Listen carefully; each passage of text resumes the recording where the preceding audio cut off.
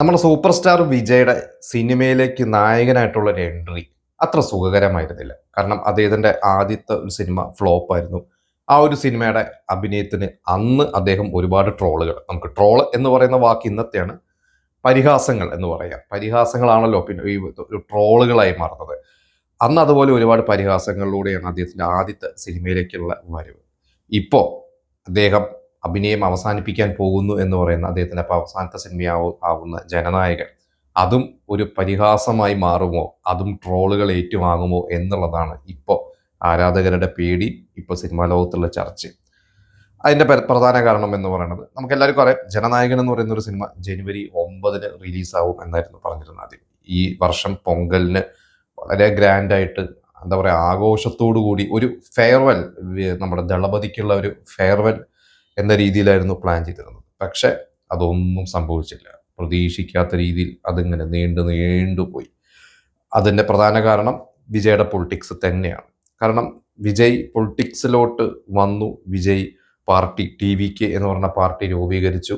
ഈ പറയുന്ന DMKനെയും BJPനെയും എല്ലാ പാർട്ടികളെയൊക്കെ എടുത്തെടുത്ത് പറഞ്ഞ്, പ്രത്യേകിച്ച് മോദി അല്ലെങ്കിൽ സ്റ്റാലിൻ, ഇവരൊക്കെ പേരെടുത്തൊക്കെ പറഞ്ഞ്, ശരിക്കും പറയുകയാണെങ്കിൽ എന്താ പറയുക, എല്ലാവരെയും വെറുപ്പിച്ചു. അതായത് എതിർ പാർട്ടിക്കാരെയൊക്കെ വെറുപ്പിച്ചു. പ്രത്യേകിച്ച് DMK ഒക്കെ വളരെ സ്ട്രോങ് ആണ്, നമുക്കറിയാം.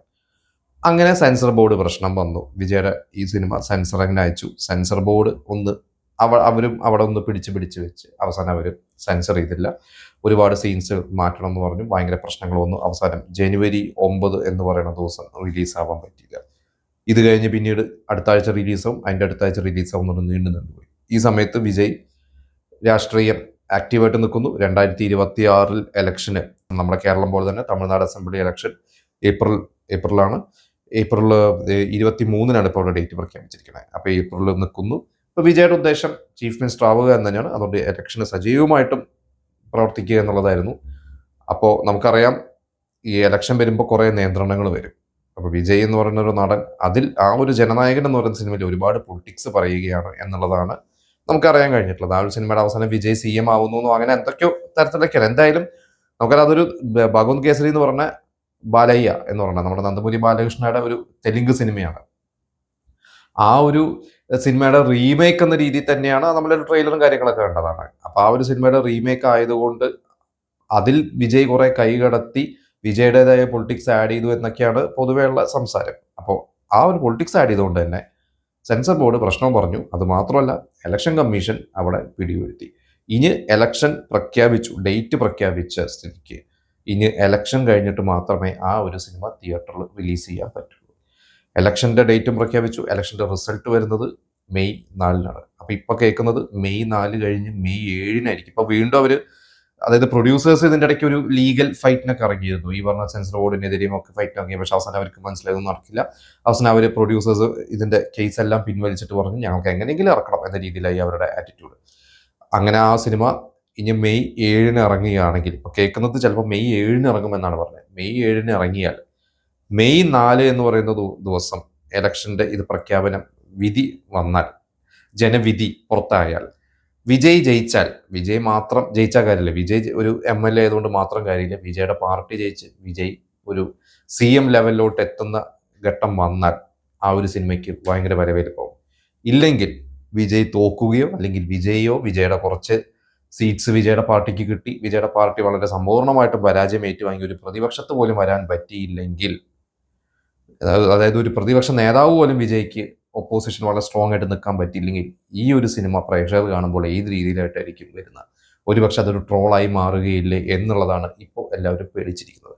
അപ്പോൾ ഈ ഒരു അവസ്ഥയിൽ വിജയ് തന്നെ കൊണ്ടെത്തിച്ചതല്ലേ എന്ന് ആളുകൾ ചോദിക്കുന്നുണ്ട്. കാരണം വിജയ് മനസ്സിലാക്കണം, അപ്പുറത്ത് നിൽക്കുന്നത് അത് BJP ഗവൺമെന്റ് ആയാലും DMK ഗവൺമെന്റ് ആയാലും സ്ട്രോങ് ആണ്.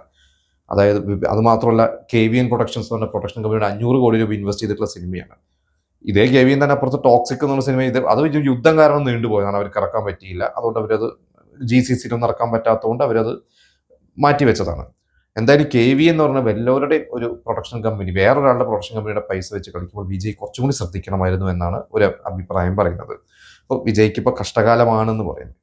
അപ്പുറത്തെ രാഷ്ട്രീയത്തിൻ്റെ കഷ്ടം, നമുക്കറിയാം കരൂര് ദുരന്തം, കരൂരിൽ അന്ന് ഒരുപാട് പേര് മരിച്ചു. അതിനെതിരെ വിജയ്ക്കെതിരെ കുറേ വിമർശനങ്ങൾ വന്നു. വിജയ് അന്ന് അവിടെ വെച്ചിട്ട് ആ ദിവസം അന്ന് പേടിച്ച് പോയി വിജയ് അവിടെ നിൽക്കാതെ എന്ന് പറഞ്ഞു.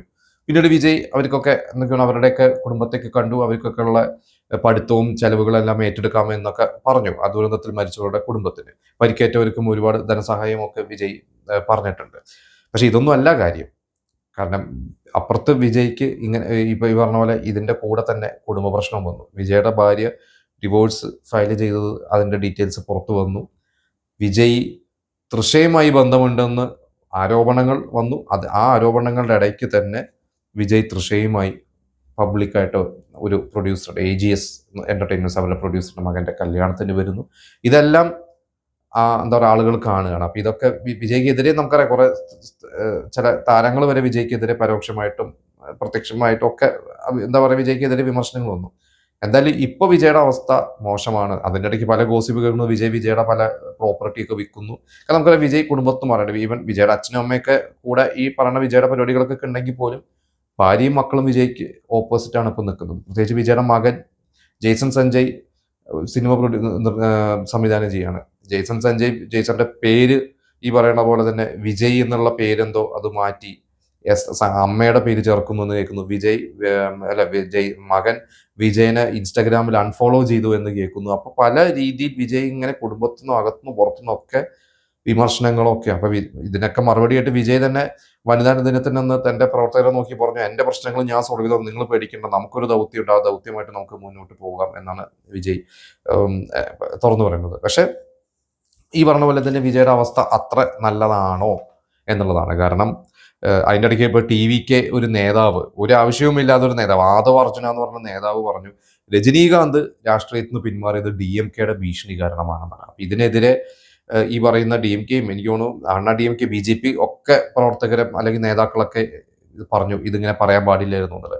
രജനീകാന്ത് ഒരു ഇതിന് മറുപടി പറഞ്ഞു, ദൈവം ഇതിന് മറുപടി പറഞ്ഞോളും. എന്നിട്ട് രജനീകാന്തിനെ സപ്പോർട്ട് ചെയ്ത നേതാക്കളെ രജനീകാന്ത് പേരെടുത്ത് പറഞ്ഞു എന്നുള്ളതാണ്. എന്നിട്ട് അതിനുശേഷം ഈ യാദവ് മാപ്പ് പറയേണ്ടി വന്നു. അദ്ദേഹം അത് മാപ്പും പറഞ്ഞിട്ടുണ്ട്. ഇതുപോലെ തന്നെ മറ്റൊരു യാദവ് തന്നെ ഒരു പ്രസ്താവന ഇറക്കിയിരിക്കുകയാണ്. വിജയിനെ ഒരു പ്രമുഖ മുന്നണി അവരുടെ മുന്നണിയിലോട്ട് ക്ഷണിച്ചു, TVKനെ ക്ഷണിച്ചു. എന്നിട്ട് പറഞ്ഞു 50% സീറ്റുകൾ തരാം, നിങ്ങളെ ജയിച്ചാൽ നിങ്ങളെ മുഖ്യമന്ത്രിയാക്കാന്നുള്ളത്. പക്ഷെ വിജയ് അത് ഏറ്റെടുത്തില്ല. വിജയ് അത് വേണ്ട എന്ന് പറഞ്ഞു എന്നാണ് പറഞ്ഞത്. അത് BJP ഗവൺമെന്റ് ആയിരുന്നു, NDA മുന്നണിയിലോട്ട് ക്ഷണിച്ചതായിരുന്നു. നമുക്ക് ഒരുപാട് ഗോസിപ്പ് കേൾക്കുന്നുണ്ട്. NDA മുന്നണി ADMK നമ്മുടെ ജയലളിതയുടെ പാർട്ടിയുമായിട്ട് അണ്ണാ DMKയുമായിട്ട് യോജിച്ചിരിക്കുകയാണ്. ഇപ്പൊ അവർ രണ്ടുപേരും ഒരുമിച്ച് നിൽക്കണം. അപ്പൊ അതിലേക്ക് വിജയും കൂടി വന്നാൽ DMKനെ താഴെ ഇറക്കാം എന്നുള്ളതായിരിക്കാം ഈ പറയുന്ന പോലെ BJPയുടെ ആ ഒരു ബുദ്ധി എന്ന് പറയുന്നത്. പക്ഷെ വിജയ് അതിന് നിന്നു കൊടുത്തില്ല. കാരണം രണ്ട് വേർഷൻ അതിന് പറയുന്നുണ്ട്. ഒന്ന് വിജയ് നിന്ന് കൊടുത്തിരുന്നെങ്കിൽ ചിലപ്പോൾ ജയിച്ചാൽ വിജയ്ക്ക് മുഖ്യമന്ത്രിയാവാം. പക്ഷെ അപ്പോ വിജയ് ആദ്യം തന്നെ വന്നപ്പോൾ ഈ പറയുന്ന പോലെ BJPയുടെ ആദർശവും DMKയുടെ ആദർശവും ഇതിനൊക്കെ എതിരെയാണ് തന്റെ ആദർശം എന്ന് പറഞ്ഞാണ് വിജയ് പോരാടി. അപ്പൊ അത്രയും മോദിനെ ഒക്കെ പേരെടുത്ത് പറഞ്ഞ് ചീത്ത വിളിച്ചിട്ടുണ്ടെങ്കിൽ ഇനി മോദിക്ക് കൈ കൊടുത്തു കഴിഞ്ഞാൽ അല്ലെങ്കിൽ BJPക്ക് കൈ കൊടുത്താൽ വിജയനെ ഇപ്പൊ സപ്പോർട്ട് ചെയ്യുന്നവർ പോലും കൈവിടും. അതുകൊണ്ട് വിജയ് പേടിച്ചു എന്നുള്ളതാണ് ഒരു വിഭാഗം പറയുന്നത്. എന്തായാലും ഇപ്പോൾ 234 സീറ്റിലും നിൽക്കും എന്ന് തന്നെയാണ് ഇപ്പോൾ TVK ഉറപ്പായിട്ട് പറഞ്ഞിരിക്കുന്നത്. പക്ഷെ വിജയുടെ മുന്നിലുള്ളത് ഈ പറയുന്ന പോലെ കരൂര് വിഷയമുണ്ട്, തൃശയുമായിട്ടുള്ള ഈ കുടുംബ പ്രശ്നങ്ങൾ ഉണ്ട്. അതുപോലെ തന്നെ ഇപ്പോൾ നമ്മുടെ കേരളത്തിലെ ട്രോളുകളൊക്കെ ഞാൻ കാണുന്നത് വിജയനെ ദിലീപായിട്ടാണ് കമ്പയർ ചെയ്യുന്നത്. കാരണം ദിലീപ് വിജയനെ തമ്മിൽ എപ്പോഴും ഒരു കമ്പാരിസൺ ഉണ്ടായിരുന്നു. രണ്ടുപേരും ഒരേ തരത്തിലുള്ള സിനിമകൾ, ഒരു തരത്തിലുള്ള ഒരു മസാല സിനിമകൾ ചെയ്യുന്നു. അവരെ ഒരു ബുദ്ധിജീവികൾ അവരെപ്പോഴും വിമർശിച്ചാലും ഹിറ്റുകൾ കൊടുത്തുകൊണ്ടിരിക്കുകയായിരുന്നു. പക്ഷെ ദിലീപിന്റെ അവസ്ഥ നമുക്ക് പറയാം. പല പ്രശ്നങ്ങളോട് ദിലീപ് കടന്നുപോയി. അതിനിടയ്ക്ക് ദിലീപിന്റെ കുടുംബജീവിതം, മഞ്ജുവാര്യയുടെ കുടുംബജീവിതത്തിലെ പ്രശ്നങ്ങൾ, അതിനുശേഷം മഞ്ജുവാര്യ ഡിവോഴ്സ് ആവുന്നു, പിന്നീട് കാവ്യമാധവനെ കല്യാണം കഴിക്കുന്നു. ആ കല്യാണത്തിന് മമ്മൂട്ടി പങ്കെടുക്കുന്ന ഒരു ഫോട്ടോയൊക്കെ ഉണ്ട്. ഇപ്പോൾ ഇതുപോലെ ഇപ്പോൾ ട്രോള് കാണുന്നത് വിജയ് ഇതേപോലെ തന്നെ കുടുംബ പ്രശ്നം, ഒരു നായിക തൃശയുമായിട്ടുള്ള ബന്ധം, ഇനിയിപ്പോൾ ഇവര് കല്യാണം കഴിച്ചാൽ അതിൽ കമലഹാസൻ പങ്കെടുക്കും എന്നൊക്കെ പറഞ്ഞിട്ട് ട്രോളുകളൊക്കെ. എന്തായാലും ഞാൻ പറഞ്ഞ ദിലീപിനായിട്ടൊരു കമ്പാരിസൺ, അങ്ങനെ പല രീതിയിലോട്ടാണ് വിജയ് ഇപ്പോൾ ഫേസ് ചെയ്തുകൊണ്ടിരിക്കുന്നത്. പക്ഷെ ഇതൊക്കെ രാഷ്ട്രീയത്തിൽ ജയമോ തോൽവിയോ എന്തുമായിരിക്കാം, പക്ഷെ ജയിച്ചു കഴിഞ്ഞാൽ ജനനായകൻ എന്ന് പറയുന്ന ഒരു സിനിമ അതെങ്ങനെ ബാധിക്കും എന്നുള്ളതാണ്. അതിൻ്റെ ഇടയ്ക്ക് H വിനോദ് എന്ന് പറയുന്ന സംവിധായകൻ ഇപ്പോൾ അടുത്തത് ഒരു സൂര്യനായിട്ടുള്ള ഒരു പ്രൊജക്ട് ഡിസ്കഷനാണെന്ന് കേൾക്കുന്നു. അദ്ദേഹം ഇനിയിപ്പോൾ ഈ സിനിമയുടെ അവസ്ഥ എന്താവുമെന്ന് അറിയാത്തതുകൊണ്ട് അദ്ദേഹം അടുത്ത പ്രൊജക്റ്റിലേക്ക് കടന്നു എന്നാണ് പറഞ്ഞത്. ഇത് എല്ലാവരെയും ബാധിക്കുന്നതാണ്, ഒരു പ്രൊഡ്യൂസറെയും അതിന്റെ പിന്നിൽ പ്രവർത്തിച്ച എല്ലാവരും, അതിൽ അഭിനയിച്ചവരൊക്കെ. എനിക്ക് തോന്നുന്നു അമിതാഭ് ബൈജുവിനൊക്കെ ആ സിനിമ ഇറങ്ങിയിരുന്നെങ്കിൽ ഭയങ്കര ബൂസ്റ്റ് ആവുമായിരുന്നു. അപ്പം അമിതാഭ് ബൈജു അടുത്ത സൂര്യയുടെ ഒരു സിനിമയിൽ അഭിനയിച്ചു. ആ സിനിമ ഇനിയിപ്പോൾ ജൂലൈയിൽ റിലീസ് ആവാമെന്ന് കേൾക്കുന്നു. പക്ഷെ എന്താ പറയുക, ഇത് ജനനായകൻ ഇറങ്ങുന്നെങ്കിൽ എല്ലാവർക്കും ഗുണം വരുന്നു. നമ്മുടെ കേരളത്തിലെ തിയേറ്റർ ഓണേഴ്സ് വരെ പറഞ്ഞത് ജനുവരിയിൽ അവർക്ക് ഏറ്റവും വലിയ പ്രതീക്ഷ വിജയുടെ സിനിമയായിരുന്നു. ജനുവരിയിൽ ഇറങ്ങും, ഫെബ്രുവരിയിൽ ഇറങ്ങും എന്ന് പറഞ്ഞു, അതൊന്നും ഇറങ്ങിയില്ല. ഏപ്രിലും ഇനിയിപ്പോൾ ഇറങ്ങാൻ പറ്റുന്നില്ല. എല്ലാത്തിലും ഉപരി ഇതാണ്, വിജയ് ഒന്ന് ശ്രദ്ധിക്കേണ്ടതായിരുന്നു. ഇപ്പോഴും എല്ലാവരും പറയുന്നത് വിജയ് ബുദ്ധിമാനാണെങ്കിൽ വിജയ്ക്ക് എന്തുകൊണ്ട് ആ ഒരു സിനിമ ഇപ്പോൾ OTT ആമസോൺ പ്രൈം ഒക്കെ പിന്മാറിയുന്ന വാർത്തകൾ നമ്മൾ കേട്ടിരുന്നു. കാരണം അവർക്കൊരു സമയമുണ്ട്, ആ സമയത്തിന് അവർക്ക് ഡെലിവറി ചെയ്യണം, ഇല്ലെങ്കിൽ അവർക്ക് പിന്നെ അത് ആവശ്യമില്ല. അപ്പോൾ വിജയ് ബുദ്ധിമാനാണെങ്കിൽ വിജയ് അത് ആമസോൺ പ്രൈമിൽ നിന്ന് 200 കോടിക്ക് മുകളിലൊക്കെയാണ് അവർ കൊടുക്കുന്നത്. അപ്പോൾ വിജയ് അത് ആമസോൺ പ്രൈമിലും അതുപോലെ തന്നെ വേറെ വല്ല ചാനലിലും അത് കൊടുക്കുക, എന്നിട്ട് വിജയ് അതൊരു OTT റിലീസ്, ഡിജിറ്റൽ റിലീസായിട്ട് ചെയ്യുക. എന്തെങ്കിലും നഷ്ടം പ്രൊഡ്യൂസർക്ക് വരികയാണെങ്കിൽ ആ പൈസ വിജയുടെ കയ്യിൽ നിന്ന് എടുത്ത് കൊടുക്കുക. അതായിരുന്നു വിജയ് ചെയ്യേണ്ടത് എന്ന് പറയുന്നുണ്ട്. കാരണം ഇനി വിജയ് ഇലക്ഷൻ തോറ്റിട്ട് ആ സിനിമ ഇറങ്ങിയാൽ ഇതെല്ലാം നെഗറ്റീവ് പോകും. അപ്പോൾ അതിന് നല്ലത് ഇലക്ഷൻ റിസൾട്ട് വരുന്നതിന് മുമ്പ് തന്നെ വലിയ OTTക്ക് കൊടുത്ത് വിൽക്കുമായിരുന്നു വിജയ് ചെയ്യേണ്ടത്. അതെന്തുകൊണ്ട് വിജയ് ചെയ്തില്ല എന്ന് പറയുന്നുണ്ട്. എന്തായാലും വിജയുടെ അവസ്ഥയെക്കുറിച്ച് ആരാധകർ ഇതാണ്, ഞാനും കൺഫ്യൂസ്ഡ് ആണ്, എന്താവും എന്നുള്ളത് അറിയില്ല. നിങ്ങൾക്ക് എന്ത് തോന്നുന്നു? വിജയുടെ ഈ പ്രവർത്തനങ്ങളൊക്കെ നല്ലതിനാണോ ചീത്തയ്ക്കാണോ? ഇതൊക്കെ പോസിറ്റീവായിട്ട് മാറുകയോ നെഗറ്റീവായിട്ട് മാറുകയോ എന്നുള്ളത് നിങ്ങൾക്ക് എന്താ തോന്നുന്നത്? നിങ്ങൾ നമുക്ക് കമന്റ് ചെയ്യുക.